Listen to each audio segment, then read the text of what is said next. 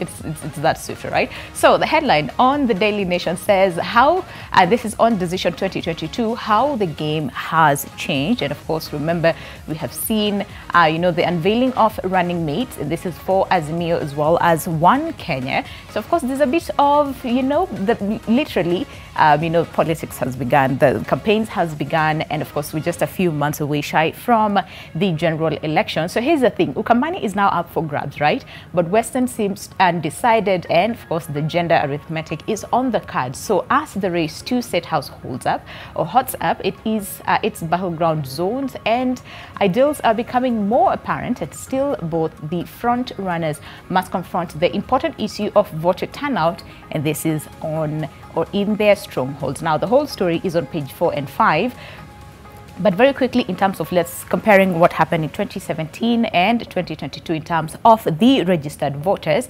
So in 2022, in Mount Kenya, we have 5.8 million registered voters. In Western region, we have 2.71 million registered voters. And in Ukambani, we have 1.69 million registered voters. And remember, this is a very, very important, because at the end of the day, these two front runners have to make sure that, of course, the, clinch all the votes really, if they can, from these regions, which are considered pretty much, important. So in 2017, the Raila Kalonzo team garnered 88,453, and that is in Mount Kenya, while the Uhuru Ruto, this is in 2017, garnered more than 4.1 million. And then in the Western region, Raila Kalonzo garnered more votes at 1.18 million, but the Uhuru Ruto team garnered 242,000, and Ukambani 968,000. This is the Raila Kalonzo team in 2017, while at Uhuru Ruto team, garnered 174,000 votes. So the question is, who is going to get more votes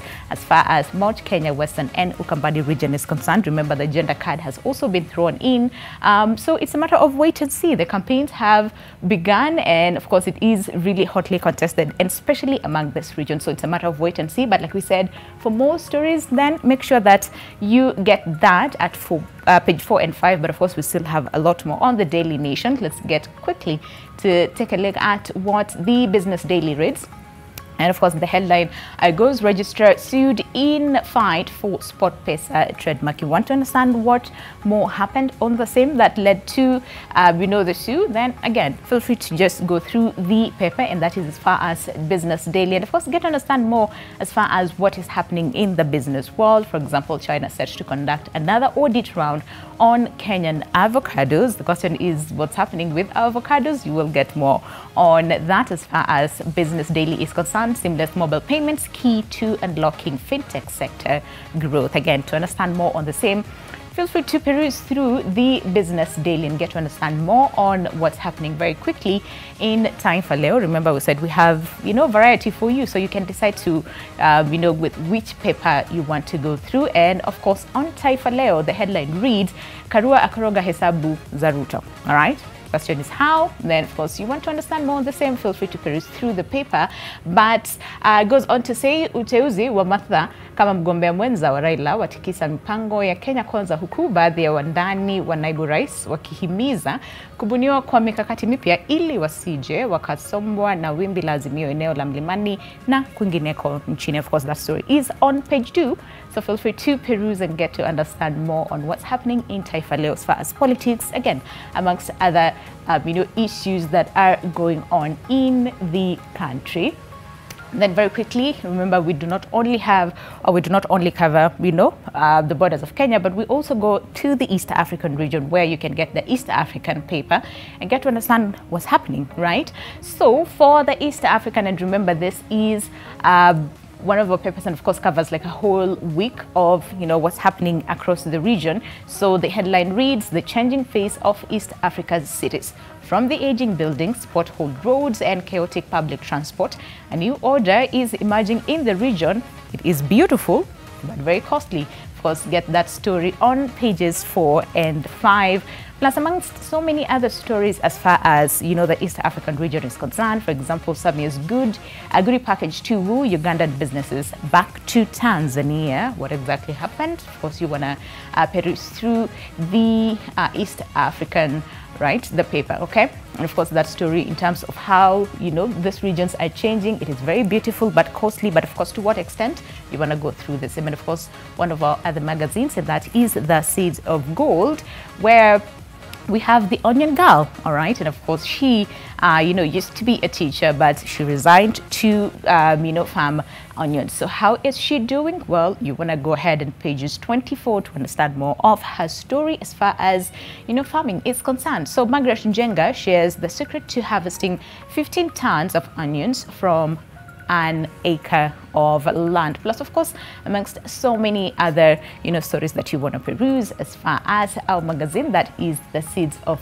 Gold, is concerned. So that is how it looks like. And remember, you get your subscription for you to actually get access to all of our newspapers. Remember, it is 5 of them, right? So that is at epaper.nation.africa is where you can get all this the platform rather, where you can access all our newspapers, and all you need to do is just make sure that you have your subscription, all right?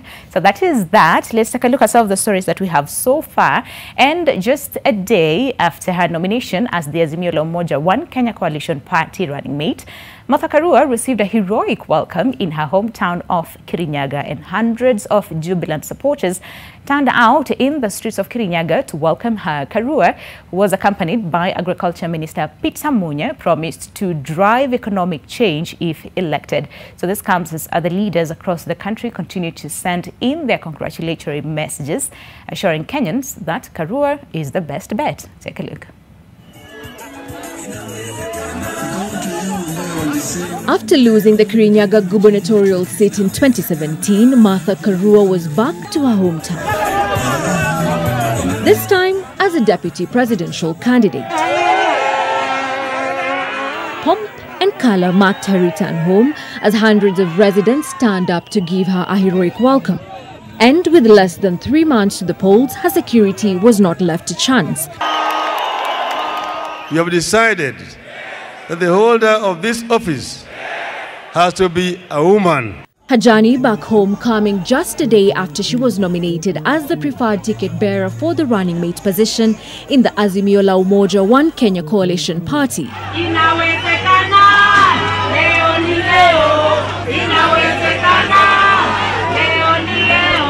Agriculture CS Peter Munya, who accompanied Karua, assured the people of Kirinyaga that she was the right choice for the position.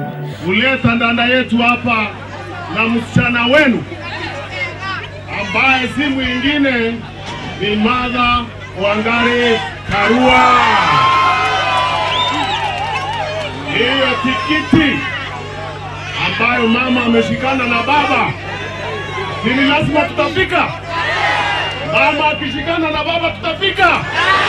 Karua promised to elevate the living conditions of Kenyans across the country. Si mama tu hivi amepigania Kenya miaka mingi. Ako na track record ya kupigania haki za Wakenya, na ndio sababu baba ambaye pia ako na hiyo track record wameshikana pamoja wabadilishe Kenya. Hii ni wakati wa kujiuliza, ni timu gani unaweza amini? Ni timu gani itakuletea mabadiliko? Kama maisha ya mtu ile tumetikia kwao ni kazi haieleweki. Kama hakuna mahali mtu ameenda akafanya kazi ya kusifika. Elsewhere, leaders from Nakuru affiliated to the Azimio Brigade welcomed the nomination of Karua as Odinga's deputy. This is a new step towards a new dispensation of our political space. It is alleged that he incited. Meanwhile, in Mombasa, Kirinyaga MCA James Kamau, who was arrested for inciting the youth to boo and cause chaos during Karua's homecoming, was arraigned in Mombasa. He was released on a cash bail of 100,000 shillings, and the case is set to be mentioned on the 31st of May. Helen Aura, NTV. Thanks, Helen. And the Kenya Kwanza Alliance has dismissed Martha Karua's nomination as the Azimio la Umoja running mate candidate, terming it as a move that is meant to blackmail women to vote blindly. Speaking in Nyeri, the alliance leaders also took a swipe at Kalonzo Musyoka for breaking away from Azimio and his quest for presidency, accusing him of intending to force a runoff in the coming general election. NTV's Melita Oletenges reports. The Kenya Kwanza Brigade was in Madera County today for the burial of Rigathi Gachagwa's brother, James Reriani. Here, the leaders threw political barbs at the Azimio la Umoja presidential candidate Raila Odinga for picking Martha Karua as his running mate, accusing him of using the gender card to mislead women voters. The naming of a woman is meant to mislead women or tell women that, look, let's go this way. Oh no, women are not looking for one position, Your Excellency. We are seeing people being named ministers when they are already ministers. Constitutionally, you cannot name your ministers. Constitutionally, William Ruto is designated to name his running mate. Wana Raila Odinga, yeye ajui amechagua nani. But if you could walk out of Kibaki, ngoje uone katikati ya hapa na tarehe 9 nini itakuwa imeendelea. Ile sarakazi itakuwa imeendelea kwa hiyo pahali hata mhitaji kuomba sana. While Kalonzo Musyoka's change of heart to vie for presidency on a Wiper ticket has been criticized by Azimio la Umoja supporters, the Kenya Kwanza Brigade see it as a ploy by Kalonzo to force a runoff in the forthcoming elections. The deceit in our politics is what is undermining the unity of our nation. Na bado kuna watu wengi wanakuja kuungana na hii team kwa sababu wengi wameanza kugundua yale tuliona pale mbeleni. Na mimi nikiangalia darubini pale mbele, naona mpango wa kujaribu kutupeleka round 2. Na huo mpango ndio mpango huo umeona Mheshimiwa Kalonzo ameanza. And although the choice of Gachagua as a running mate could have unsettled some leaders from the mountain, the DP appears to have put his house in order. To the man, we will stand behind William Ruto, Rigathi Gachagua na team yetu ya Kenya Kwanza, because this is the next government of the Republic of Kenya. No, I heard some people saying, oh, if William Ruto picks Rigathi Gachagua is very strong. He could have problems like the ones they were having with Uhuru Kenyatta. Such a problem cannot come from a member of this family. I am a man who was in uniform. Mine is yes sir, yes sir, yes sir. Despite the fact that it was a difficult decision for the Deputy President William Ruto to pick his running mate Rigathi Gachagua, leaders from Mount Kenya region in the Kenya Kwanza camp have vowed their allegiance to Rigathi Gachagua, saying they will be moving on a charm offensive to throw their weight behind Rigathi. Melita Oletenges, NTV in Hiriga Village, Nyeri County. Thanks, Melita. And questions are now arising over Wiper leader Kalonzo Musyoka's move to abandon the Azimio One Kenya party and declare interest in running for presidency. However, a crop of politicians around him are being accused of being behind Kalonzo's decision as they advance their political future. NTV's political affairs reporter Kennedy Mreithi with more details. Wiper party leader Kalonzo Musyoka is surrounded by a young crop of politicians who seem keen on shedding off his image of an indecisive man, asking him to abandon the course. These politicians are said to be riding on Kalonzo's popularity to seek re-election or bargain for bigger positions within his inner circle. They are already unsettling the 3 Ukambani governors that have openly defied Kalonzo, taking the governors head-on, especially on matters related to the Azimio One Kenya coalition party. The MPs are said to have been instrumental in Kalonzo's about turn on supporting the Raila Odinga presidency and now charting their own path. Can't you see even the sky has opened up? Since the morning it was gloomy. It has opened up. So the window is totally closed. Report that. We're not interested. We're not interested in negotiating. The time for negotiating was there. Kalonzo Musyoka, in fact, abandoned his quest. He asked for negotiations. I don't even know why they would call him for negotiations now. Tuliwabembeleza, tukaenda nao pole pole, tulikuwa tunataka kuwakomesha uongo wao na unafiki wao, na tumewakomesha, wamefika mwisho. Kalonzo, in announcing his deputy president nominee and quest to run for the presidency Monday, repeatedly hit out at President Uhuru Kenyatta and Odinga for what he called political deceit, noting that from the onset, the position of deputy president was left for him and he would have settled for nothing else. A lot of Kenyans, a lot of the politicians, and particularly in Azimio, underestimated the resolve of Dr. Stephen Kalonzo Musyoka. Every time we said let's negotiate properly, people thought we were interested in joining UDA. That's what they kept on saying. But Dr. Stephen Kalonzo Musyoka has always had a resolve of his quest and the quest of the party. If they were serious with the intact vote of Honorable Stephen Kalonzo Musyoka, they could have burned the midnight oil yesterday and won the battle. They have lost it. Na nchi hii ya Kenya kuna watu wengi sahi wanalia, hawataki huku, hawataki huku. Huku moto. Katikati ni upepo wa Wiper. Tutapita sisi. Makueni Senator Mutola Kilonzo Jr., Kitui Senator Enoch Wambua, Makueni MP Dan Manzo, and Matungulu MP Stephen Mule now seem to be the think tank and boardroom warriors driving Kalonzo's agenda. But what is a chief minister? Is just a glorified minister who can be reshuffled, who can be fired, who can be impeached by parliament. It means absolutely nothing. I don't understand when you start negotiating with people and they start telling you about chief minister, oh, sijui what.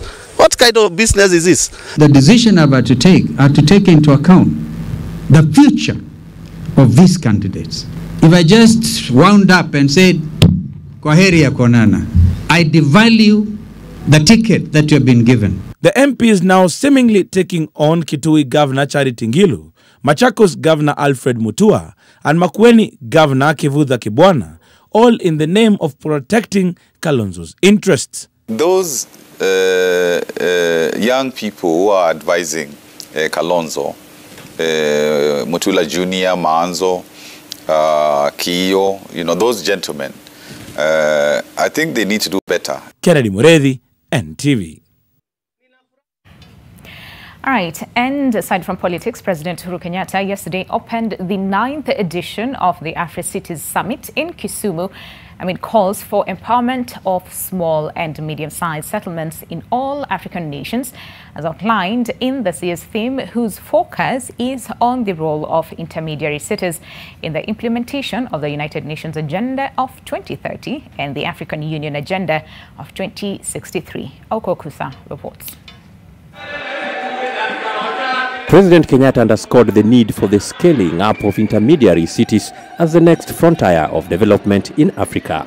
These intermediary cities like Kisumu, where we are today, are home to approximately 174 million people, representing about 36% of our continent's total urban population and contributing about 40% of our continent's GDP. The president said that intermediary cities hold an important and transformative potential which should be exploited. The challenge of our time is therefore to make our intermediary cities and municipalities sustainable and fit for all our citizens. African Union Commission Chairperson Musa Faki highlighted the role played by intermediary cities in connecting rural and urban populations to basic facilities and services. Cities have their unique challenges and potentials.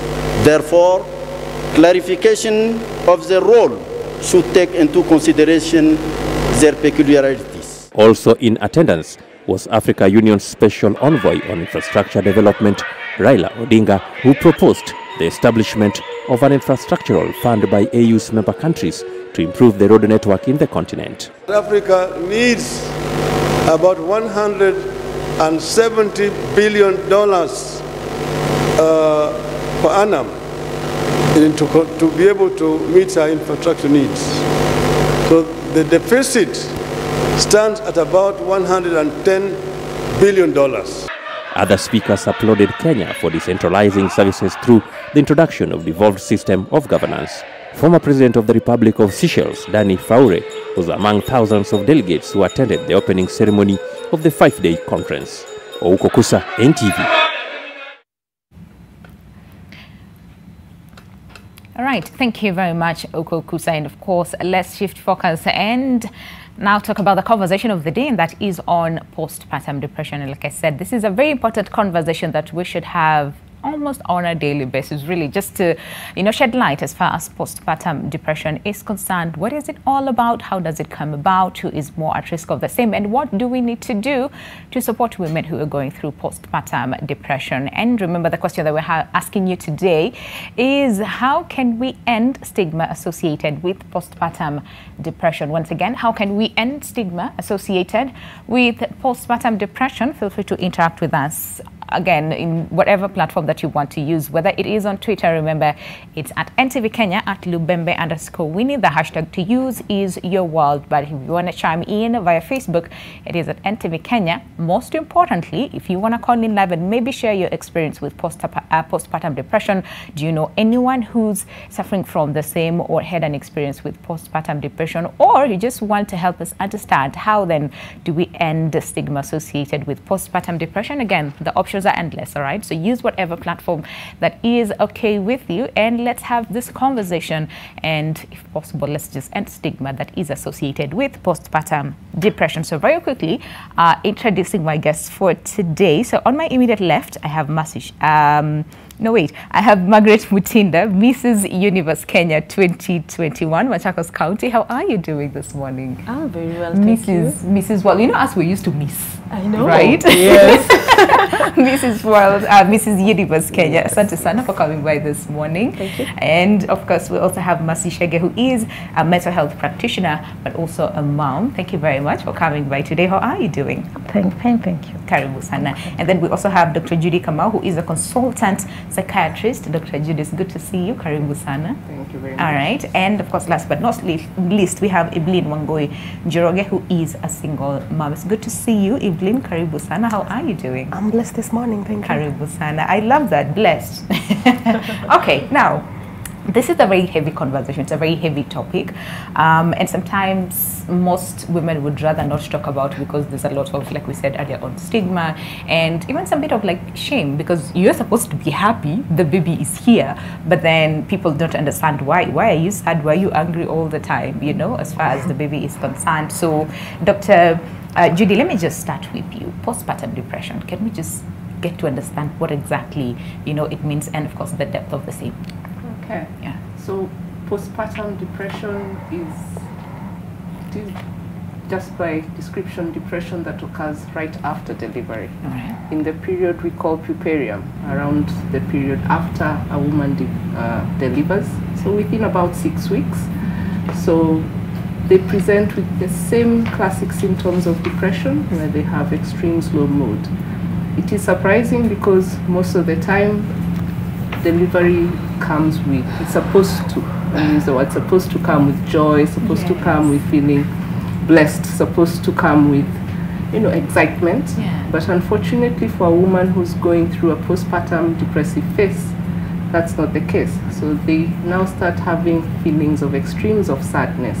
They get withdrawn. They start questioning how they can look after the baby, feeling unmotivated. The baby never gives them joy anymore. They have irritability, things like that. Sleep may be disturbed. Yes, with a new baby, sleep is already iffy, but it's even more. Even when you're tired, you can't sleep. Sometimes, and why we usually have to flag it, at this time, some people will start getting feelings of hopelessness, feelings like things will never get better. What's the point of doing all of this? And suicidal thoughts can also start creeping in at this time. Yeah. And remember, we're not just looking at the woman only, we now have a baby as well. Absolutely. So when you're already in a state of depression, you're not able to look after yourself, then will you be able to look after the baby? You're already doubting your skills as a mother, so the confidence is already not there. When you start having thoughts of hopelessness and suicidal thoughts, you start thinking of exiting, and many times, unfortunately, they think of exiting with the baby. With the baby, yeah. So that's why it's one of those critical periods that we really have to monitor a woman give them as much support as possible. Yeah, I get that. And I can understand why sometimes the society expects us to be happy the baby is here, right? But then again, the question of, isn't it sometimes normal to just feel a bit anxious in terms of how, and especially for the first time moms who are like, hey, Sawa, so the baby's here. How do I even hold this baby? Because they're very tiny, you know? So the anxiety that comes with it, are you able to provide for the baby? Isn't it normal to somewhat feel these things? True. Actually, a lot of women will come, there's anxiety and the excitement that comes in. Actually, for most women, maybe about 80% will get what we call postpartum blues. Yeah, this is not severe. This is apprehension, a little bit of sadness, feeling, you know, sometimes inadequate when maybe the baby is not clutching very well. You may have that comes, but then it's a milder form, it dissipates, it goes away with time. It's not very severe. But when we talk now about depression, we're getting now, this is now affecting how you even conduct your day-to-day activities, your ability to even look after this newborn, that is now affected. So yes, you do get anxious. Many women will go through that. I think there are no super moms out there. But we actually do say about 80% or up to 80 to 90% will get a transient phase of postpartum blues, but that will not continue. The ones who get now what we call postpartum depression will be about 10% of them. Yeah, but this small number is actually very severely afflicted. We'll look at it in terms of how then the severe form of postpartum depression looks like, and is it possible that then the baby blues or postpartum blues, can it somewhat progress into postpartum depression, right? But before that, let me start with Mercy, who's just close to you, right? So Mercy, 2014, that is when you had your baby, right? And you said at this point you experienced you experienced postpartum depression, but you didn't know at that time, right? So take us back then. What did it look like? How were you? How was the baby, first of all? Oh, thank you. No, first of all, I didn't even know that I was suffering. I just got a baby. How did it start? This pregnancy was a very tough pregnancy from the onset. First of all, I found I was pregnant when I was going for a medical checkup. So from the beginning, I was not even able to accept that I'm pregnant because I'm not supposed to be pregnant. Right? I'm having a contraceptive that's supposed to run for years. So how am I even pregnant? So, and the medical procedure that I was supposed to go through, it meant that it's either I keep the baby or the baby, I don't go through the medical procedure, or I go through it and lose the baby. So I had to make a decision. So this is you're sick, you have to make a decision.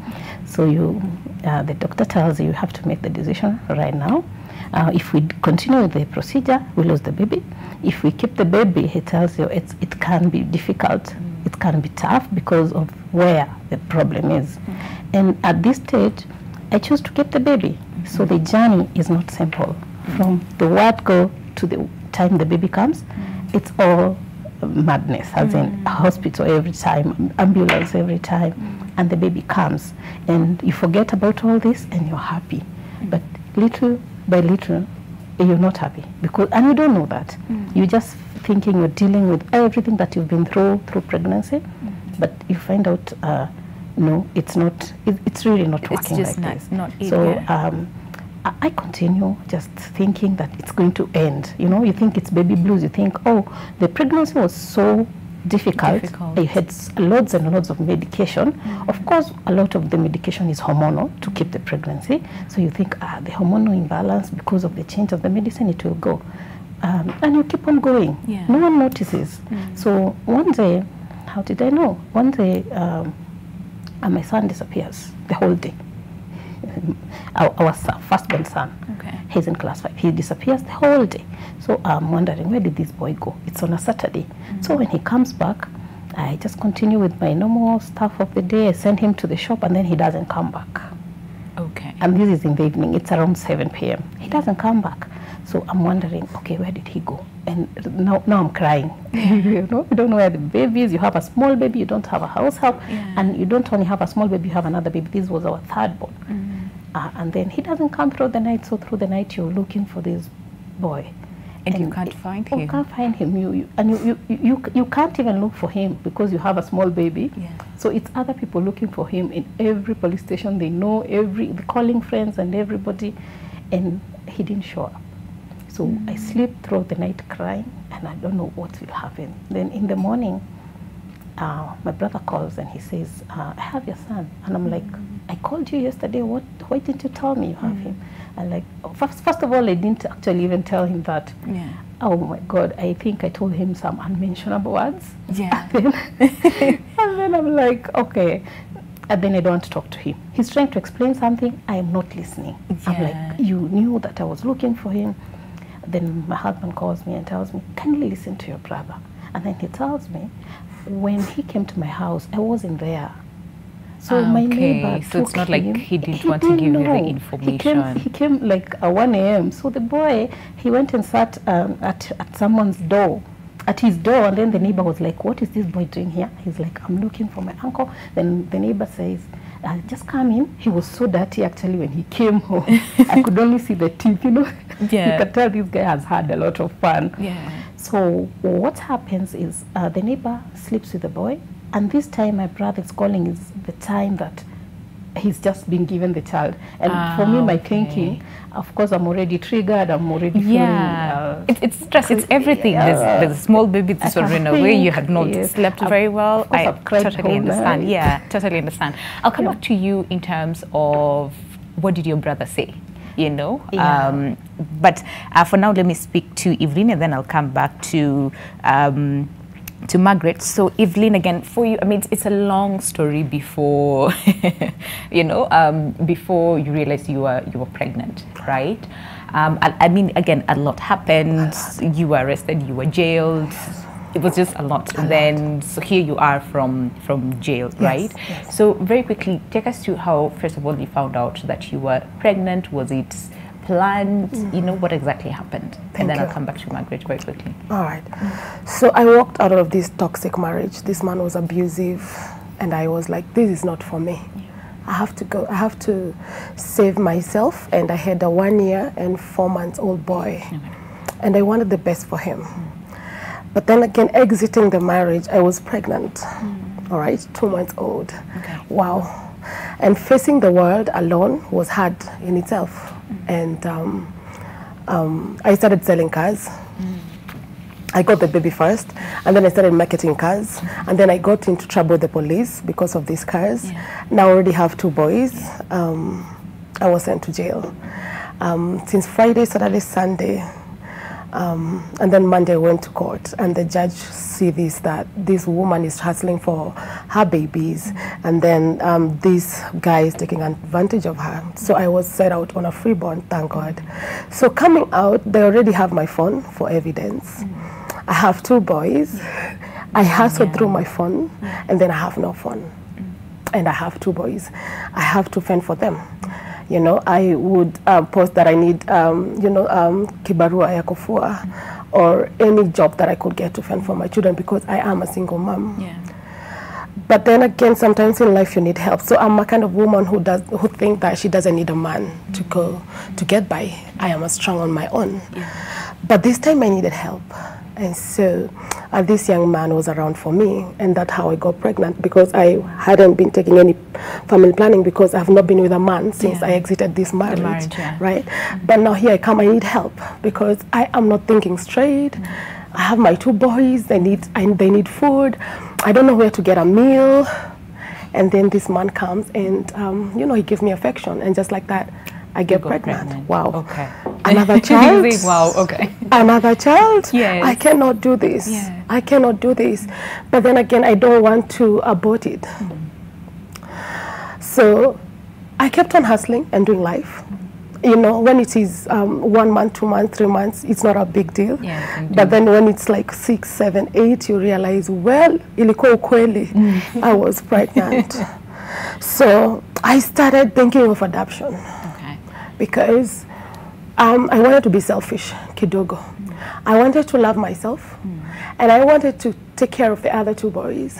And I also wanted this a young baby who is coming to have a good life. Ah, okay. I decided this time I'm going to be selfish, for me especially, because I was so tired of all the hassles. Everything else that since has 2018 happened. I exited the marriage, taking care of 2 boys. There was no day I was taking care of myself. I was just taking care of these boys. There's a lot that happened. A lot happened. Yeah. So I think you're considering adoption. And I started the process. And just all of a sudden, everything turns around and I sell a car and I get a good commission. And yeah, thank you God, you've come through.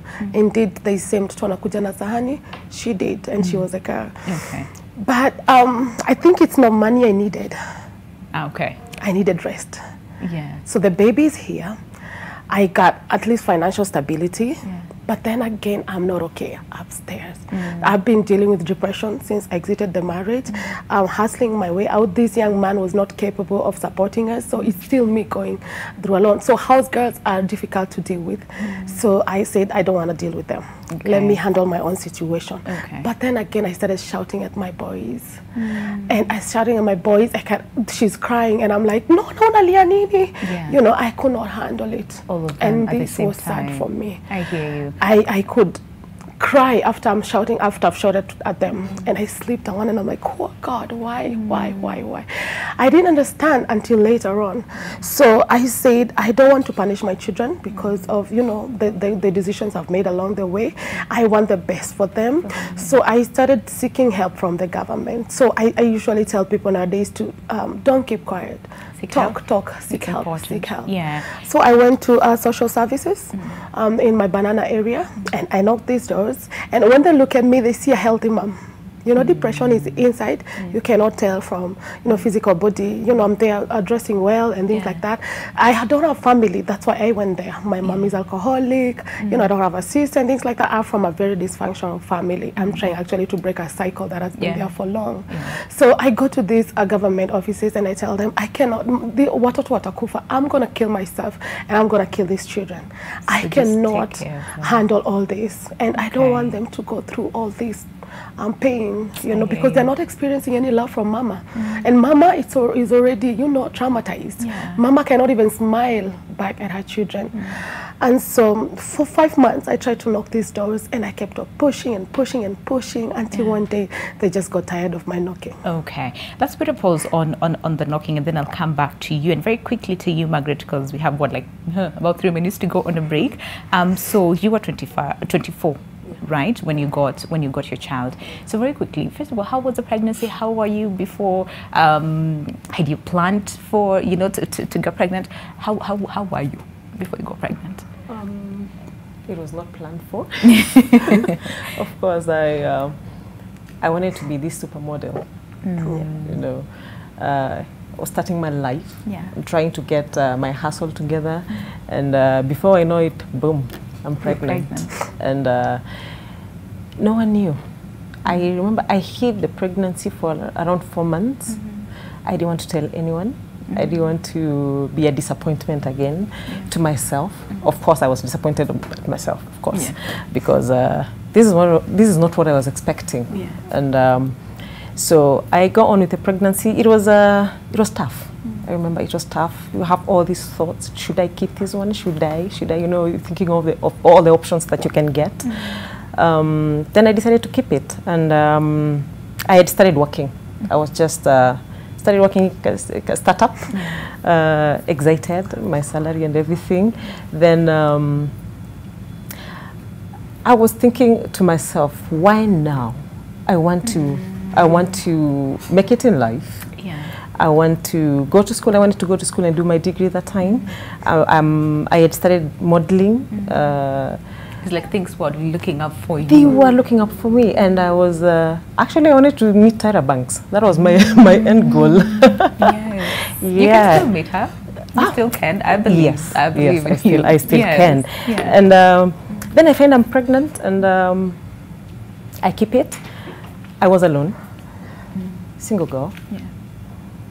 Went on with the pregnancy, and it was tough, very tough. I remember I would, from work to home, I remember most of the days is when I used to go home crying. You're in a mat and you're thinking to yourself, and you're crying. You're not making enough.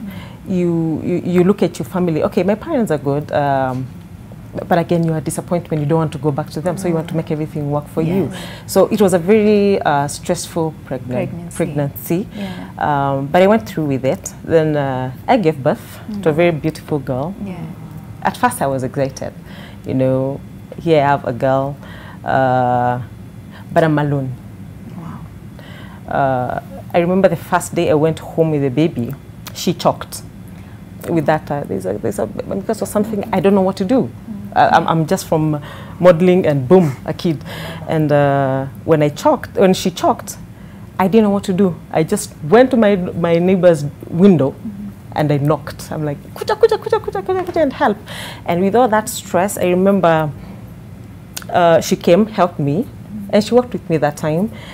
But the interesting bit is I didn't know I was going through PPD for quite a long time. Actually, I came to know about it when I was, the kid was, I think, 3 years, when you start now getting the information about PPD and all that, and you're thinking, I went through something, because I would cry with the baby when she's crying. I would sometimes leave the kid and walk out, and I'm thinking to myself, you know, you have a baby and a house help, you are alone in the, all of a sudden you have a baby and a house help. Ujui utashika wapi, utaacha wapi, and it was too much for me. It was quite too much. Too much for yes, and I can understand it, especially for first pregnancy. And we're not saying actually the you know, like pregnancies after the first one is usually easier, because I think every pregnancy is different, right? But again, I think I'll come back to you, Dr. Judy, in terms of listening to their stories. There's something that happened before the pregnancy, you know, and of course, what we want to understand is that one of the contributing factors, you know, as far as postpartum depression is concerned. Of course, we'll also continue in terms of, so then, did you seek help? How was it, you know, dealing with the same? But we need to go on a break. Very heavy conversation that we need to have really at the end of the day, because we know so many women who are struggling with postpartum depression, but don't know what to do, don't know who to talk to.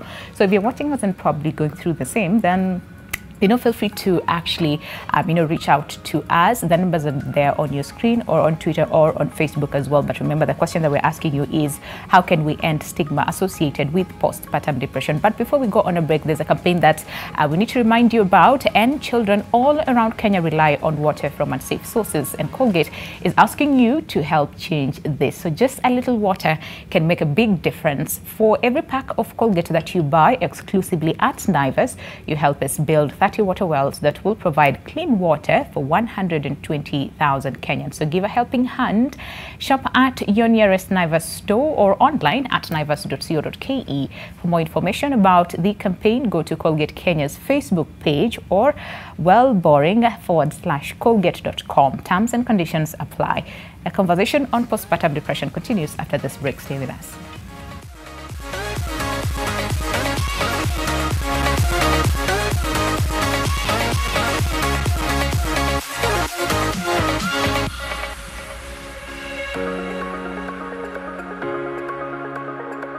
You're watching Your World in association with Colgate.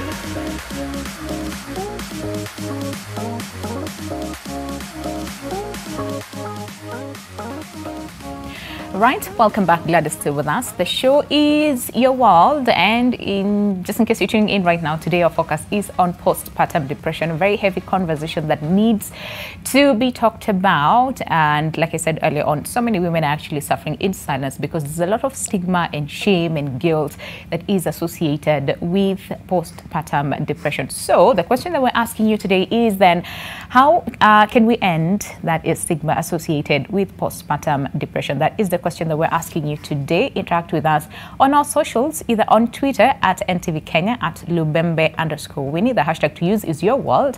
If you want to chime in via Facebook, still okay, it is at NTV Kenya. But if you want to call in live, I would really love to hear your voice. And of course, just tell us either if you've had an experience with postpartum depression, do you know anyone who's suffering from postpartum depression, or you just want to help us understand how then can we end stigma associated with postpartum depression? Like I said, the options are endless. Feel free to interact with us in any way, and let's find solutions really as far as stigma and postpartum depression. But Dr. Judy, very quickly too, in terms of listening to, you know, all this latest story, and I must first of all just say a very big thank you for coming out and just sharing your experiences, because it's not easy, right? We judge ourselves, but then again, the entire society and the entire world, again, you know, judges women, not only women, but just people who are going through depression very harshly. So thank you, really, for sharing your story. But Dr. Judy, listening to, you know, all this story, there's a bit of denial, a bit of trauma, you know, a lot going on, even during pregnancy,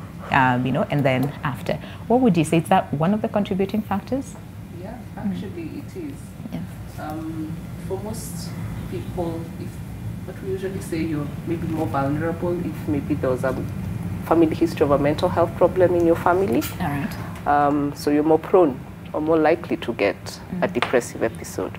Or even before pregnancy, at some point you were having emotional struggles or you were depressed at some point in your life, then you're also more likely to get that. Sometimes they talk about hormonal changes, but that's usually not very factual. It's still under investigation. But also what comes out is now social support, yeah, especially after delivery. So for all the three, well, mainly the two ladies, there was a lack of a social support, yeah. And when we talk about social support, is you're doing it on yourself, you have stresses going on, yeah. No one is there to, you know, hold your hand or things like that. Some women do it without any help. New mom, no mother-in-law, no mother around, you're doing it by yourself. That's really stressful. So that's the first part. And then, of course, if you're going through other issues or the other stresses that are happening in your life, yeah. Mercy mentioned about going through an illness, yeah. That's already made her more vulnerable, yeah. During her pregnancy, it was already a tough pregnancy. She's going through an illness. People going through divorce. So people divorce even after pregnancy or after babies are born. Or financial status changing, like the lady on my side, yeah. So those things they make you more vulnerable. They're triggers to a mental health problem, being depression here. So what I'm hearing, no social support. They were going through stresses in their life, a chronic illness, a divorce, job loss, change in financial status, moving house sometimes, yeah, because you're still in disarray.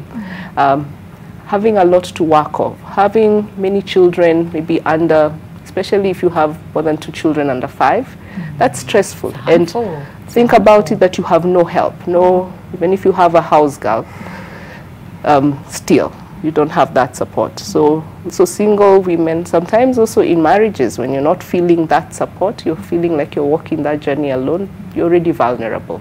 Yeah. So the stresses that they went through may have triggered the onset of their postpartum depression. And also, you talked about, Evelyn talked about being even stressed out during her pregnancy. So that continues on. Yeah, as much as, yes, there was that burst of life where she thought things were starting to get okay, but the stress continues. She was already vulnerable. Yeah, so all those things will make you more prone to getting a postpartum depressive episode. Okay, yeah. I hear you. And then you said sometimes it can go all the way to a severe, you know, level.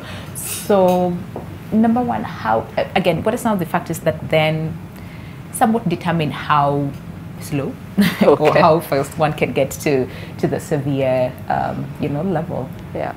So number one, many people will not know they're going through this. You've heard about from almost all the ladies over here actually didn't know they were going through something. So many times people think it's just stress of pregnancy. Oh, I'm not getting enough sleep. Oh, my baby is very temperamental. She doesn't sleep, or my baby has colic. Maybe that's why I'm tired all the time.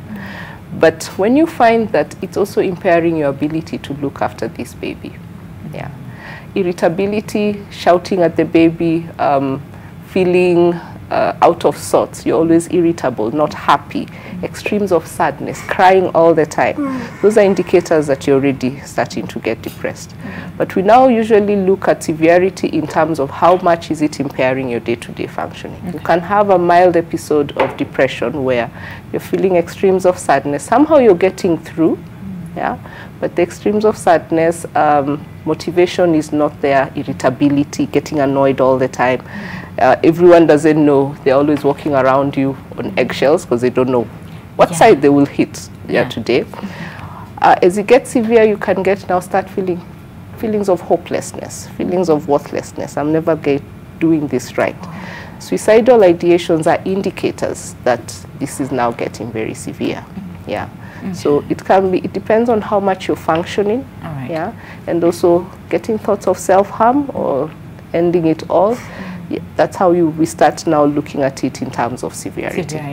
Yeah. Okay. And I like the fact that you're mentioning what it looks like in terms of the symptoms, because I'm sure people watching us might read it and say, well, you know, I went through it, but the thing is, you just don't know. You just think, well, I'm overwhelmed by the fact that I have a newborn and maybe I have to take care of the family and all those things. But again, like you said, if it proceeds more than 2 weeks, then you need to consider seeking help, right? Yeah. Okay. Now, so for you, Mercy, so your brother calls and says, listen, I have your son. Right? Yeah. And like you said, you did not say nice things to him because you did not sleep at night. You just trying to understand what exactly happened, right? So what did he say when he called and said, listen, I have your son? What was the reason why that your son, ran away from home? Yeah, so after dismissing him and telling him very hard things and not picking his phone, then someone calls me and tells me, just listen to him. Then I ask him, oh, okay, what is he doing there? What happened? He said, listen, I've talked to your son and he says that you've been beating him so much. And I'm like, of course, no, I have not been beating him. It's just discipline. I can't beat him for nothing. Of course, I don't know what's happening, so I'm just there defending myself and actually shouting at him. And I'm like, all right, tell him akikuja ataniona, as in, Oh, yeah. Yeah, but again, then I listened to the way I talked to him. Then I was like, did I even listen to him when he was telling me that he has my son? So it was like, yeah, maybe I should listen to this boy. Then, so my son came. Of course, he refuses to come alone, so he comes with him. Then he explains to me, Mom, you've really been beating me. And I'm like, okay, let me hear. Just tell me one time. And he explains, and I'm like, oh my God, I've been beating this guy. Yeah, I didn't know. And then I tell him, but I've never beaten you without any reason. He says, you know what? You don't even listen. You find me doing something, you just on me, as in, you don't even take a second thought. You just shout at me, you beat me, and Mom, I've had it. And that was my wake-up call. And now I said, I'll never touch you before we talk. And that's when we started having a discussion. So every time he would do a mistake, I'll just listen to him. And it was so hard. Sometimes before I even think I've already done it again, Exactly. I was about to ask, just making that decision that, from today henceforth, I'm not going to touch you. I will listen to you. Yes. But you see, at this point, you just don't know. Yeah, I don't know. Right? You just find yourself, you've reacted, and you're like, wait, but I told myself that I will listen to him first. Yeah. But now the worst thing is how everyone reacted around that. Because you see, when he disappeared, everyone had to know he disappeared because we made phone calls. So everyone came on me. Yeah, it is your fault. That one was so detrimental. Now it made me feel like, oh my God, I'm just the worst person in the world. Still, I don't know, I'm suffering. So instead of getting better, so I'm becoming extra careful, but I'm really in a bad place. Okay. And now no support. It's like, now this is a bad person, And I don't blame anyone because even them, they don't understand. So later on, then everyone is like, okay. So it was really not your fault, Yeah. Yeah. You were going through something. Yes, for example, like beating him. Your relationship with your child, right? The newborn. Yeah. Because like you said, it just happened. Like you didn't know, right? And you had to make, tough decisions in terms of do we keep, do we not? Yeah. And the pregnancy was stressful. So when the baby came, what was your relationship with your baby at that time? Okay. What happened is, because the pregnancy was too difficult, extremely difficult, if I could use that. Actually, when that baby was born, it was like a miracle. So many times I went to hospital and they were like, it's done. And then when they do a scan, the baby's still there. Even just a few days before he was born, everything was just chaotic. So when he was born, I think I overprotected him. So I like locked everyone else, and that's why I was beating up my son. So I got so close to him. I don't want to leave him. As in, it was I didn't get somebody to make me understand. We've already come from this stage. It is now this stage. Okay. So I think that is when now I neglected my other children, including everyone else, including myself. And now I was really concentrating on this baby, which is also not a very good thing, because even the overprotecting is not a good thing. It's not a good thing. Yes. All right, and of course, Dr. Judy will tell us more on the same. But Evelyn, let me go back to you. So knocked the door for social services for a while. They didn't listen to you because they thought, listen, you're okay. But you're okay. But you knew very well that you were not okay at that time, and you're not in the best place, to take care of your baby. So did that change? Did they finally listen to you? Wow. Let me take you back. I was into drugs. Okay. Oh, at that time? Yes. All right. Because when I get depressed, when these babies would cry, I would just take up weed and smoke. So these drugs made it worse. Okay. So I was at a point whereby I knew I couldn't do this. No matter how much the social services turned me away, I knew I couldn't take care of these children. So I kept on knocking, like I said, and finally they heard me. So I told them, look, I'm using drugs. I have 3 children. I cannot take care of them. I need to take care of my mental health first. And I really need you. Because you say you're protecting these children, but you don't listen to me. You think I have a big TV at home. You think we are looking okay at home, but we are suffering. These children are not happy. I'm not happy. I have a 1-month-old baby who is not happy at all. I need you to take these babies, or I'll just come and dump them here. I dared them to take them. Finally, they took them away, and I've been taking care of my mental health. I quit drugs. Yay. I'm proud of myself. Yes. I want to be a better mother for them. So I started by quitting drugs. I've been seeing a counselor here at Madara Hospital. I refused to take the antidepressant drugs. I just wanted to do this because I knew I'm self-aware of what is happening, and I've been aware since, because it started way since I was young. When my mom was an alcoholic, she was not there for me. So I backtracked, and I know where the problem is. So I knew, like, I'm able to take care of this. I just have to keep busy. And of course, quitting the drugs was the first success. And now, I'm on the journey to recovery. They gave me 2 years. Go and fix your life. Come for your children.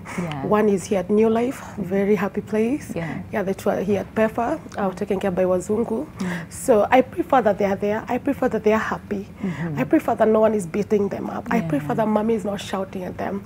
I prefer that they are there so that I could take care of me and prepare myself for this journey ahead. And I really want to be a good mother. Absolutely. And honestly, I applaud you for that. Realizing that, listen, I am not okay to take care of my children and just have them somewhere where they are safe, right? So that you can also focus on yourself, which it's not easy to just get yourself together. I cry every day when I think about them. Right? Yeah. Right? Okay. So, but let's go back before they were taken away from you. And even at that time, yes, it is you who went there and said, listen, I can't take care of them. I need you to help me. And seeing your children go, and here you are alone. How was that moment for you? So the 2 boys, they went different dates. The 2 boys went at December 20th, because I remember before that I had bought Christmas stuff at home, and my older boy akakuja akachukua hizi vitu zote akaharibu. Then again, it takes me back to when I was young. Mama never bought these things for me. And I'm trying my best to buy na unaharibu. Nilichapa huyo mtoto. And then I regretted so badly. knowing that he had no fault, knowing that it was just a thing I could have taken, fix it, but because I'm trauma, I have my own issues. Nikatolea mtoto. So I called this lady finally, and I'm like, nimechapa mtoto, and he talks to the child service, and he says, Mami amenichapa. And this is where now they say, now we are coming for the kids. So when the boys left, they didn't even say goodbye. They were tired of me. I know they just wanted out. We all wanted out. They were tired. I was tired. I remember they were staying at the balcony, and I'm sitting room with my 2-month-old baby, and they don't want to talk to me because nilimchapa. The younger one also ataki because alichapa brother came mkubwa, and I could sense they're unhappy, and that broke me inside because this is how I'm brought up. No happiness, mommy was never there. So I knew that I had to do something. So we went there, and the police car was not there because they are not supposed to be taken by a personal car. They're supposed to be taken in by a government car because it's the government organizing all this. So we go there, and the government car is not there, and they're like, you go home, I need to feed them, and then takuja. So when we went home, they were like, you know, why are we not going to auntie? Because I kept on telling them, Nenda ko auntie, mama gonna fix, mama is sick, she gotta go to hospital, and then I'll come for you. And they don't understand why we're going back home. They want to go. And I knew, like, they were tired of myself too. It was hard. But I was happy that it was happening. So about an hour, the car came, and ikawachukua wakaenda, they were registered, and that was it. Now I'm left at home. I'm still familiar huyu mdogo. I'm like, I didn't have this one. Ni wale tu nilikuwa na wachapa. Huyu mdogo siwezi mchapa. But then I knew she also had to go so that I could fix myself up, especially with the drug issue. And 4 days later, I called this lady, and I was like, kujieni pia huyu mdogo sasa. So on the 4th, wakamkujia. And this now was me breaking down because I love this girl. She's so pretty. She's still feeding. And wamemchukua, and going down the stairs, I heard her cry. And I cried the whole day. I cried the whole day. I just said, God, how did I get here? I just started backtracking to where it all started. And I remember it started when I was young. Mama could not be there for us. And I had no love. I had no direction. And now I am here. And my babies are going. And who am I? What am I left to do? So I don't know myself anymore. And I had to make a choice. Whether watoto waende, because they told me, if you don't fix your life, we're going to give them for adoption, all of them. And that was a wake-up call for me. So I did need no rehabilitation. I did not need anyone to help me what to do. I needed just to put all the work on you, like by yourself. And thank God I have, because I believe that without me, you know, they're left alone. Absolutely. And when I don't have them, who am I? And I'm broken, and I would die a miserable person. I just had to fix my life, and here I am. I like that. I like making that choice. It's not easy it because again, no mom wants to be away from the child, right? Yeah, that's heavy. that's really heavy. And Margaret, for you again, crying with your child. Like your child is crying, and here you are, because like you said, this is the first time, don't know what to do, you know. So at this point again, what would trigger that, you know, in terms of, because you see most of the time when you see a mom, you think, this is a super mom. When the baby cries, you know exactly what the baby, yes. But here you are, you don't know what to do, you don't know how to handle this baby. Take us through that moment. Plus again, aside from just crying, how else were you? What was your relationship with that child at that time? When the baby would start crying, I would find myself being a baby too. Tulia basi. What is it? You try to breastfeed, they don't want to breastfeed.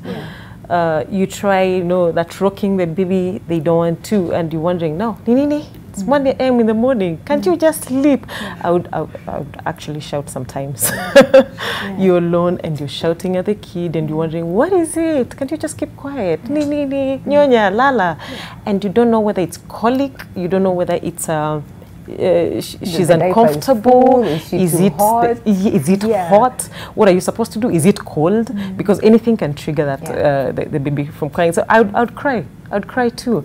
And I remember my small sister came one time and she was staying with me for some time, and I remember one thing she told me, and I think actually I've just thought about it when I was just here. She told me she would come and pick the baby and go and sleep with her. What? She's like, I'm not sure whether you know how to handle this baby at this time. That's what my sister told me, because I think maybe she had me crying or she had me talking to the baby loudly. That's what she told me. Actually, I just thought about it and I was like, yeah, maybe that was bad. Maybe it was bad. Maybe I was shouting out so much loud. So, and I was very irritable. Very irritable. I would shout at anyone that just comes across me. My neighbors, of course, maybe she got it very well. I was very irritable. My house help, sometimes we just walk out of the house because it's like she was not doing anything right for me. Every little thing, every small thing is like, it's just vizuri, and I would just get it back to the basin. It was too much, and I didn't know. Actually, I didn't know.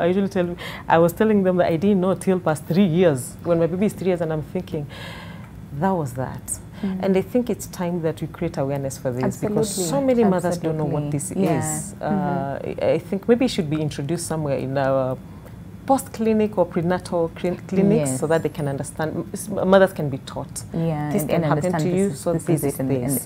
Because that is what I went through. And Dr. Judy, then at this point, because now you don't know. And you see, once you don't know, and let's say the people around you, again, either don't know or they're just looking at you and thinking, what kind of a mom, are you, in terms of that judgment? At what point then should one seek help?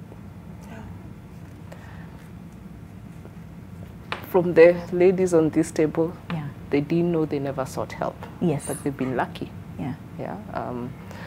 She was aware. She got help in terms of, well, she is looking for help, Evelyn, that Still is. Now, yes. Even now.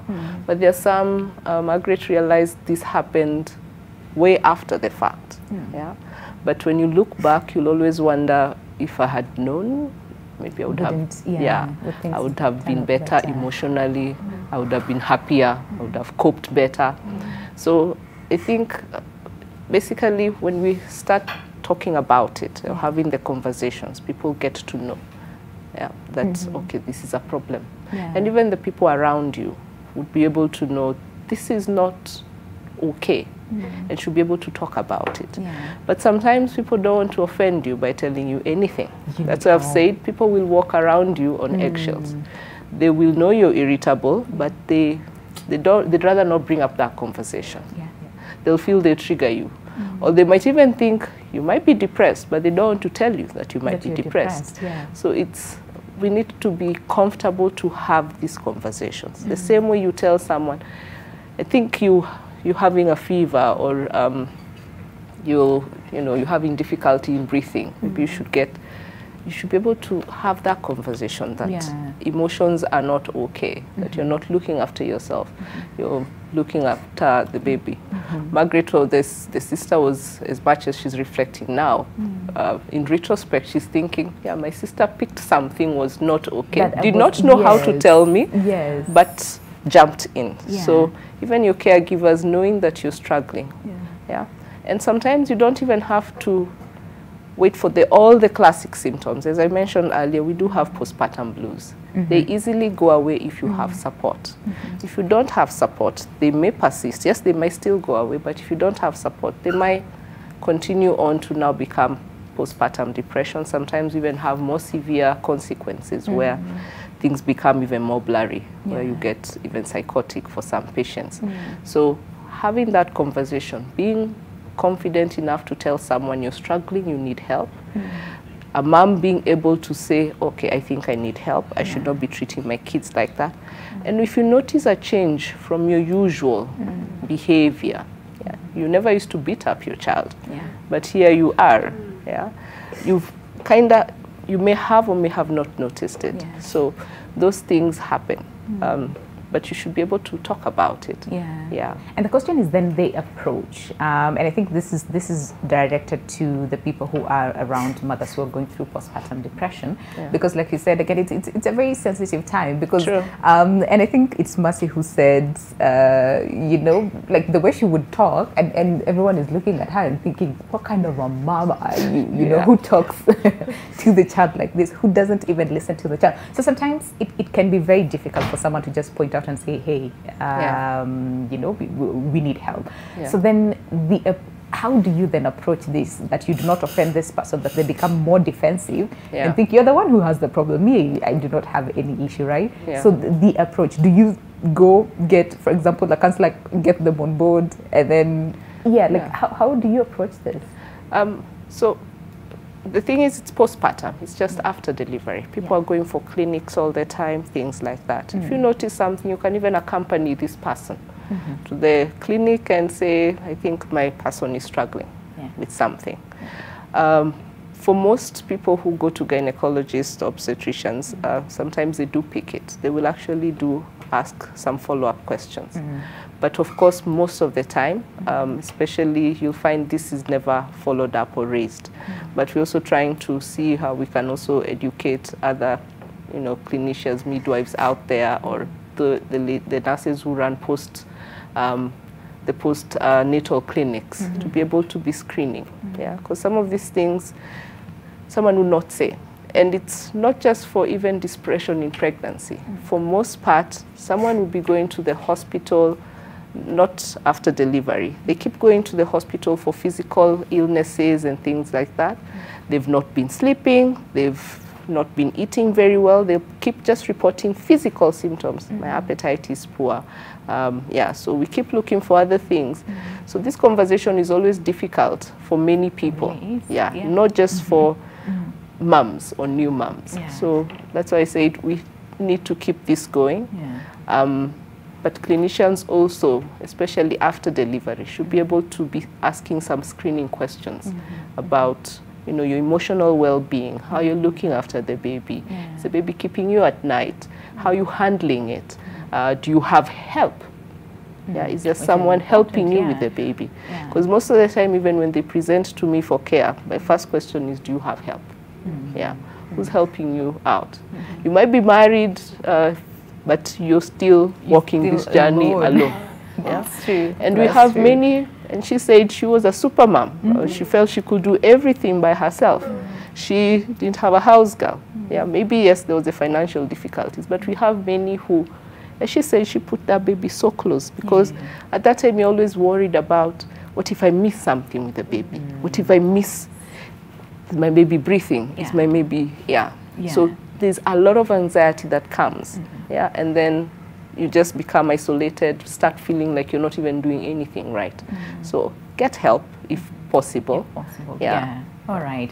I like that. So how about we take a break? But of course, when we come back, the question is then, can it affect the baby? And if so, how? And also there's another question that, can dads get postpartum depression, right? And especially those ones who, again, are around this woman and they're looking at the woman and thinking, hey, this one, what's going on, right? So can they also get that question? I've had people ask the same.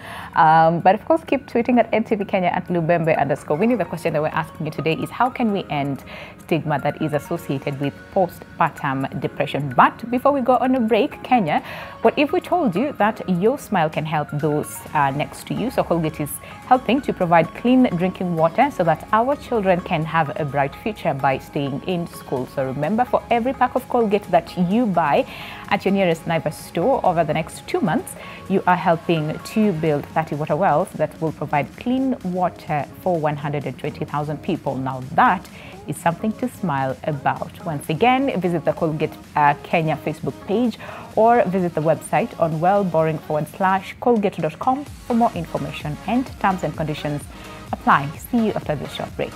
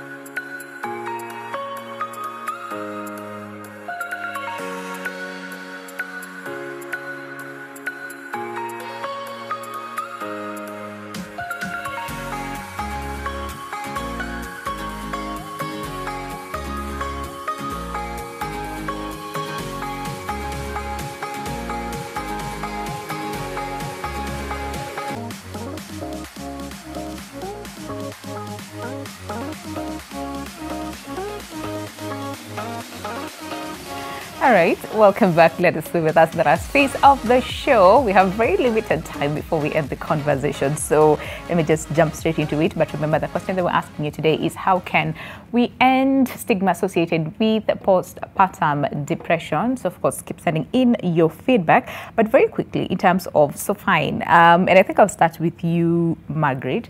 So fine. Again, that happened, and that is during your pregnancy. You were not ready, but the baby is here. Yeah, you went through through it with the baby. So the question is, you did not seek help at that time because, again, you didn't know what was happening.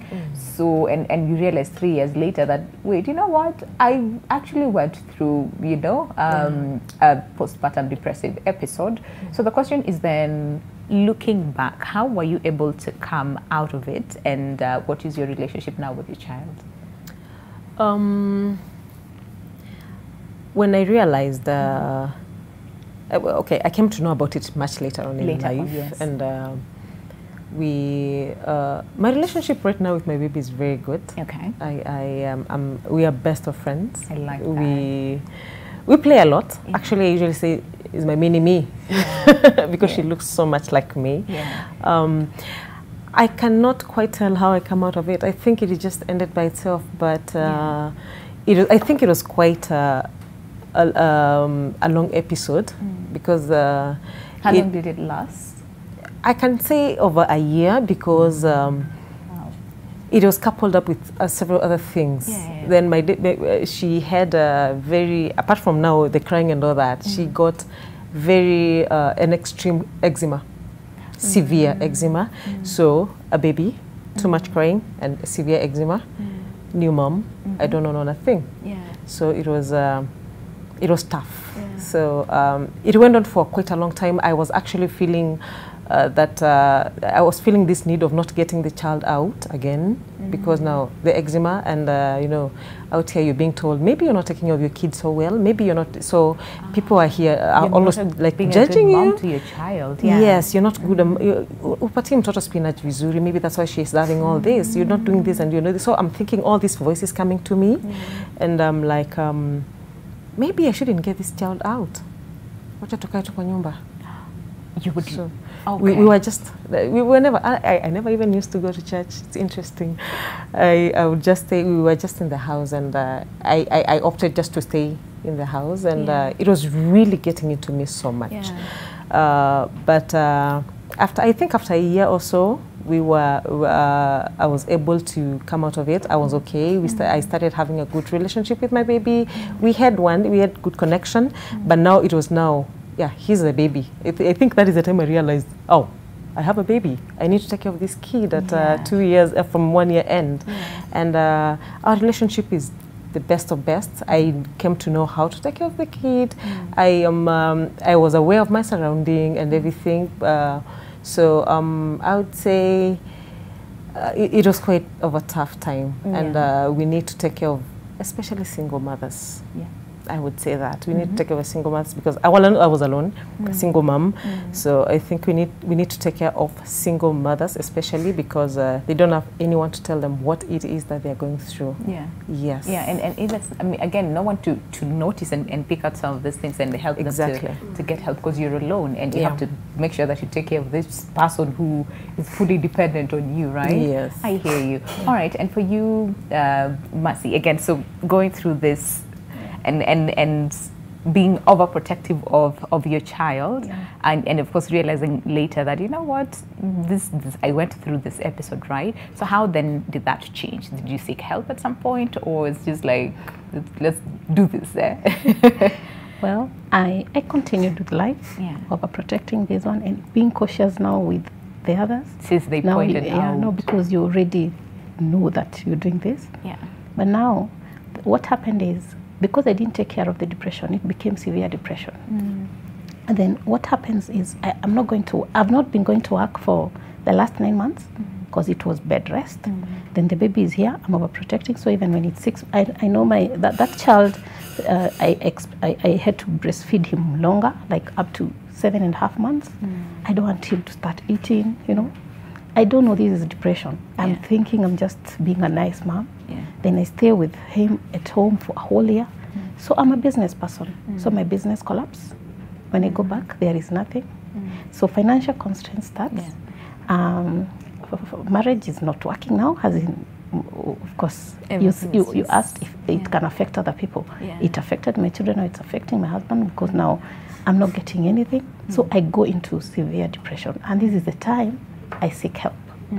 I realized, wow, now I'm feeling like you're cornered, I'm hopeless. People go through suicidal ideation without knowing, because at this time I'm like, I just want out, you know. I don't know. You're just there. You don't know what is happening. Work is not working. And you know, people will not know, because when you leave the house, you're just looking good. And you're you want to working. mask everything. So I get help, get a very nice therapist. She's working with me. And things are looking up. I go out there, I start doing things. Of course, my business collapsed, but I love doing things. I start doing things here and there. Then in the process of this, I get pregnant again. Wow. This was bad, because not planned. So here everyone goes mad. My husband is mad. I am not ready. It is crazy. I'm still I don't have even a coin on my name. Oh my God, it's another difficult pregnancy. And now this one becomes another severe depression. But the good thing is, I already know I can get help. But when I'm going, when I'm pregnant, I'm working with somebody, so it's fine. I'm just now I've already known so much about how it can affect the child, so I'm really taking care of myself. But it is not easy, because now I had to stay away from the house, because now I know he's not happy, and the children here, I have to protect them. But finally, difficult pregnancy, a baby comes, but now I'm really careful. But I'm telling you, now self-care here was crazy, because I remember when this child was 4 months, I know one day I just expressed milk and I left him and I went. I just called a friend. I said, I just need to sleep. I just went and slept. And when I came back, I was like, okay, I'm good. As in, now you know. And again, at that time, I am this person who didn't talk a lot. I didn't say anything. I would deal with things on my own, which is not good. So I've been hiding all these things. I've been hiding them from my mom. But in this one, it is so tough, so I tell her. So when I tell her, she gets sick. So I have to take care of her. So my house, I don't have a house help. The reason why now I left the baby for a day, it's after dealing with my mom issue. So I don't have a house help. So I go leave the baby at the daycare, and then I go all the way, take her to hospital, then come back. Nobody knows. My husband doesn't even know. He went to work, so I'm doing this alone. You know, alone. And I come back, but along the way, someone is working with me. So, but I make a decision. I need to work on myself. So I get help, and this is the time when we doing the therapy. I found out my issues didn't even start with that baby. They started way before, when I was actually born. And it's been, so it's been a journey. So dysfunctional family. So it has been a journey. And yes, true, it can affect other people. But it only takes you now to come out of it. There is nothing else. I hear you. Before I come to you, Evelyn, because I know, of course, you're still on that journey trying to, heal, number one, from all this trauma, finding yourself again, just making sure that you're okay so that you can go get your babies. Dr. Judy, I think it's all of us. Let's just go to therapy, right? Like everybody, please go to therapy, because you see what you're saying is you thought that you just had postpartum depression, and this is years later of finding out. But then when going to therapy, you realize, listen, my issue didn't start when. Like, it's not even that I was not prepared to get pregnant. No, it's a lot of deep, seated issues that start way back. And listen, everybody, please, let's just go to therapy, right? Deal with all those things. But so in terms of how then it affects the baby and even the people, around us, what does that look like? And especially for people who have children who are, what, like 2, 3, 4, 5, you know, at the age where they can see and comprehend things. How does it affect them? Okay, so let's start even when just after delivery and you start getting symptoms of depression. How the symptoms come, most of them is about self-care. Yeah, you're not eating very well. Yeah, you're not sleeping at night. You are motivated. You don't have motivation to do things, and you have a young baby, and you have even other kids. Yeah, so you're not able to bond with them. Sometimes even provide for them. Yeah, because you're not able to. For some, they don't even leave bed for days, so their presence is not even being felt. Yeah. We talk about attachment to a young baby when you deliver, so that this bond, it continues on. Yeah, you form a bond with your baby. You can be more receptive to their needs. Yeah, so that's just the emotional bit. There's also the physical bit, and we talked about we've had my friends here mention about the irritability they would have. So you even start looking like maybe you're the enemy to the children. They won't be able to share problems with you. They won't be able to do various things. So that's already affecting their emotional development. Yeah, and even sometimes nutrition becomes a challenge because you're not even able to look after yourself and the baby. You get very finicky or worried about this baby that you don't see the other children, or you feel like they are okay, but their needs are also not being met. Yeah, so things might happen, you come to know a bit later. So things like that. Even growing much older, you'll always feel like this bond is not there. Yeah, or you might overcompensate when you're getting better. You might start feeling, yes, indeed, I was a bad mom, or you forget the fact that you were struggling and you even got help for it. But you forget that part. But you always feel like maybe I was a bad mom or things like that. So those also may either make you overcompensate along the way, or maybe even go into another depressive state. Yeah, so these things do affect the babies on the long term. We've talked about when you have thoughts of hopelessness and feeling worthless. She's mentioned sometimes, Mercy mentioned you get suicidal thoughts. Yeah, some people do act on them. Yeah, so that directly affects the baby, and it can be a cause of mortality. Yeah, or even so. Babies either end up sometimes may feel unwanted, unfortunately, but that wasn't deliberate, or so it can affect on the long term the child's emotional development, you being able to pick the needs that this child have, you being able to bond with this child, not sometimes being even to cater for their basic needs because you're struggling yourself. Absolutely. Yeah. All right. And for the dads? Yeah. Right? Master says, I mean, again, your husband, was affected by the same as well. So what does it look like for a man who's affected by, I would say the spouse's depressive, episode, and of course in this case, postpartum? Well, I won't call it postpartum depression for the father, but they do go through the emotional turmoil. Yeah. Nowadays, it's a shared responsibility. Some actually will come in with feelings of helplessness. What am I supposed to do? My wife is struggling. I don't know how to help them. My wife is very irritable right now. I'm offering help. I'm not doing anything right.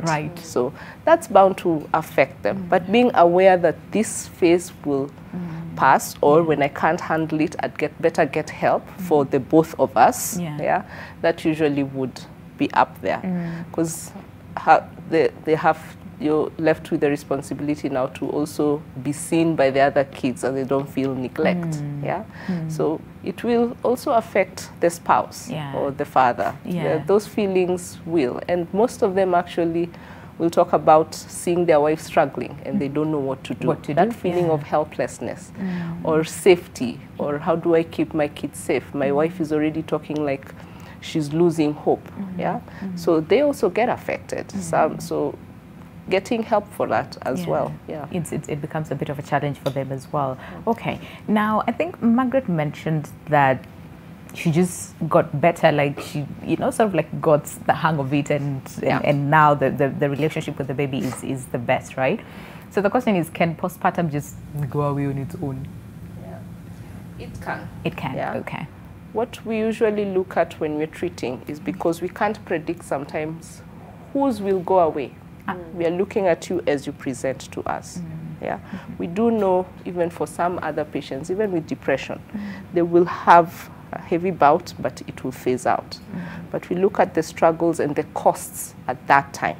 Yeah, and we can predict whose will go or who will not. But we give support as per the patient who comes in. So you may have mild depression. It's just looking after your environment, getting you some support, boosting your self-confidence, and some symptoms go away. However, there are some of our clients who get very severely impaired. We do have to sometimes put them on medication. So Evelyn mentioned that she's getting help, but she's not on medication.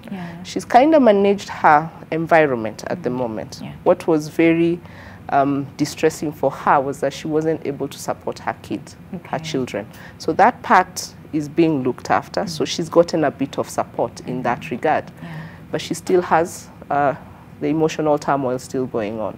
So we do now wait and see. Now that part of the problem has been sorted or is being sorted, what can we do for this person? She continues to struggle, even some cases, if what Evelyn has mentioned. If you're not able to go for therapy, you're not consistent with, you may end up being put on medication sometimes. But it also comes in with how severely impaired you are. The person is, Were you having depression before even pregnancy? Have you been treated for depression in the past? Yeah, that this is now even a relapse because of the stress you're going through of the baby. So there are many factors that we consider. But yes, it can pass through, it can go, but then we always ask then, why not get help at that time? At that time, yes. How long will I endure this for? Looking at the consequences and the cost that it comes with. I'm not able to look after myself. It might continue to get severe. Will I start having suicidal thoughts? So we don't want you to get to that point. So we offer help. You can get help, Just go through it at that time. Okay, so Evelyn, for you, still on that journey, your babies are okay, like you said, they're safe wherever they are, so you're working on yourself. So the question is, do you ever get to see them? Are you allowed to go see them? And of course, you also had a concern in terms of, so then how do I, you know, the time lost apart and even the emotional connection with your babies, your concern was, will I ever get that? With, I think Dr. Judy would answer. But for you, are you allowed to see your babies, and how are they doing? Wow, for now I'm not allowed to. I've tried, and they say, you know what, utakuwa unasumbua watoto. Like when the children see me, they want to go back with me. They won't understand why I'm leaving them behind. And so for that part, I understand, and I want to protect their, you know, what I say. The environment for now, psychology, like let them get used to where they are right now. When I come to see them, like I'll be ready for this. Not just to take them, but not just to see them, but to take them. So 2 years is not a long time. It goes really fast. Already it's 6 months down the line. So I have 1 year and some months to go. So for me, video calls is enough. For me, sending some few gifts is enough. But I believe at the end of the year, we want to see and visit them. And I hope I get along. Once you are a bit, you know, like much better, does this then motivate you to even put in more work? Because at the end of the day, you want to, because like you said, you do not want just to go see them and leave them there. You want to go and pick your babies and come back home. So does this motivate you to put in more work just to make sure that you're okay? I love that question. So I'm given 2 years. What am I going to do with these 2 years? I'm a Kikuyu lady. I want to go and tafuta pesa and come back.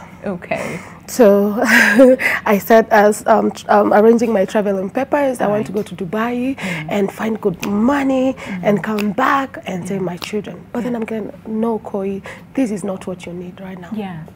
I think you mentioned this earlier on as well. It's like money was not, you know, like the biggest, I mean, it contributed you can have a bit. But, you know, you'd need to fix more issues. So I realized I have issues to fix, like way since I was young. And this cannot go within 5 months. And this cannot go because I have money. I will come and take my babies. Yes, I want to build a house. Yes, I have this building, but I'm still empty. So I have nothing to give these children. I hear you, I hear you. So I decided, you know what, Evelyn, stay around. fix yourself, Focus find on value in yourself. yourself. I believe money shall come. Yeah. But for now, it's just focusing on me so that I can find a healthier mom who will smile. I couldn't smile for a long time. I don't know what happiness is. I'm finding that right now.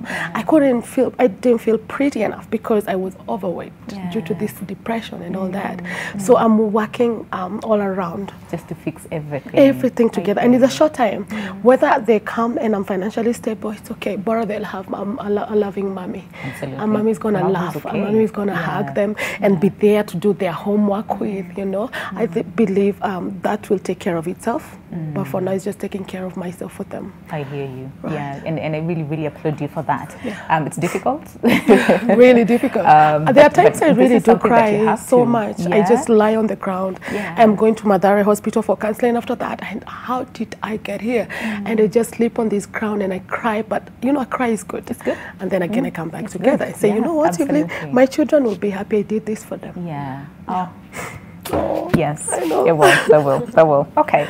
So Dr. Judy then, so and I think Margaret also mentioned an aspect of still feeling guilty. Even years later, the relationship with the baby is absolutely amazing.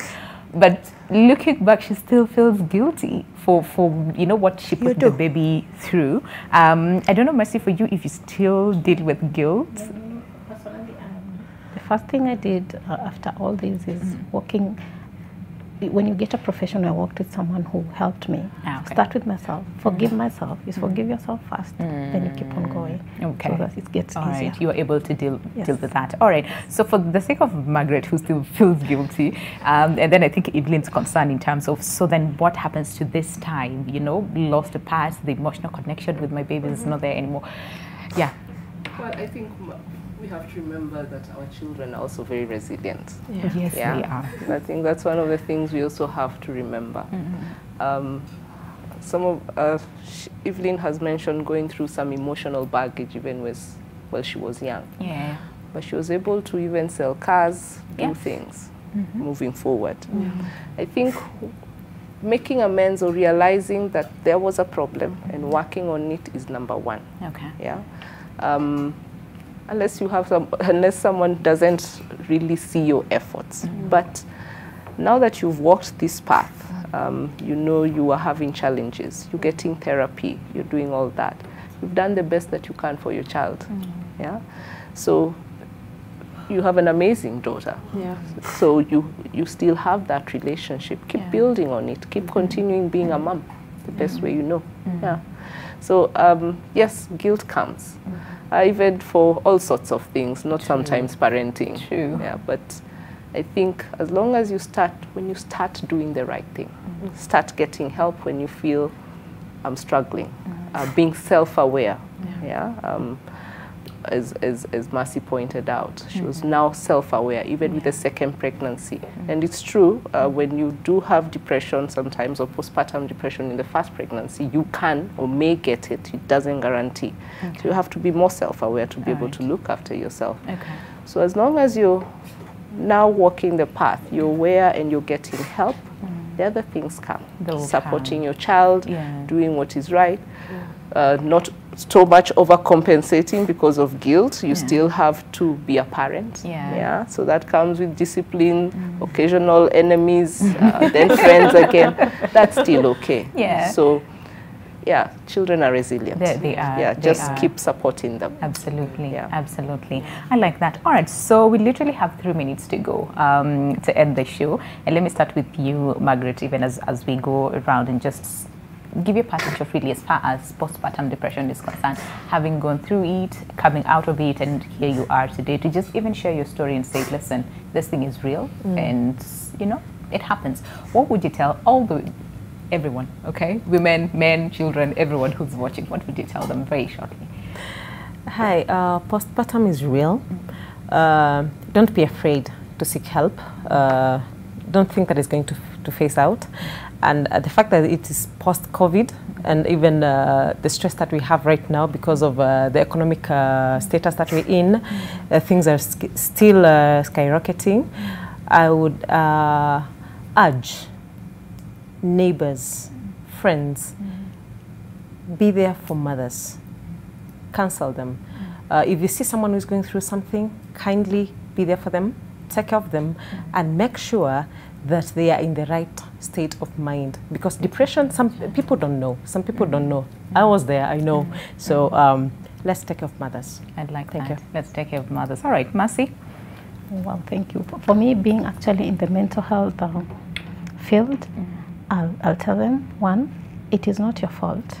It is a disease just like any other.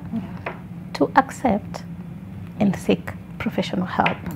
For me, I got lucky, and at this time, I thank all the professionals who have worked with me, because it's been a journey. It's been quite a journey, as in even speaking here, I had to get someone to help me, even speak in public. Yeah. So for me, sharing my story is just telling them you can bounce back. And if there is something you don't understand, just speak out. The more you keep quiet, the more you suffer, and the worse it gets. So speak out, self-care, self-care, self-care, and professional help. Absolutely. It's important to seek help. All right, Evelyn, and then I'll close with Dr. Judy. So for me, I would say you as a mother, you matter too. So don't give all your focus to your children and then you neglect yourself.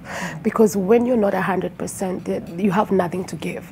So look at it yourself, self-care, self-love, and mostly seek help. If you don't have families, if you don't have anyone related to, go to social services, they're there. There is foster care and there's adoption. Adoption is whereby they take your children for good. Foster care is whereby they can take care of your children, give this love to this baby, and so that you could take care of yourself, then come back and take your child. So seek help, knock doors, don't keep quiet, or you end up, hurting you and your baby. Absolutely. All right, I like that. And Dr. Judy, in closing, as far as this postpartum depression is concerned, well, I think the lady spoke. We've had Margaret, who was not sure what was happening. But now, years later, she got informed. We had Mercy, who was able to get help. And is still walking the path, and she's feeling okay. We have Evelyn, who's still walking the journey. She got help. So I will say the table here speaks for itself. It's help is available. Things can be done. You can pick these things up. Of course, there's stigma and societal judgments and all that. You all have to be a perfect mom. But they don't come with manuals.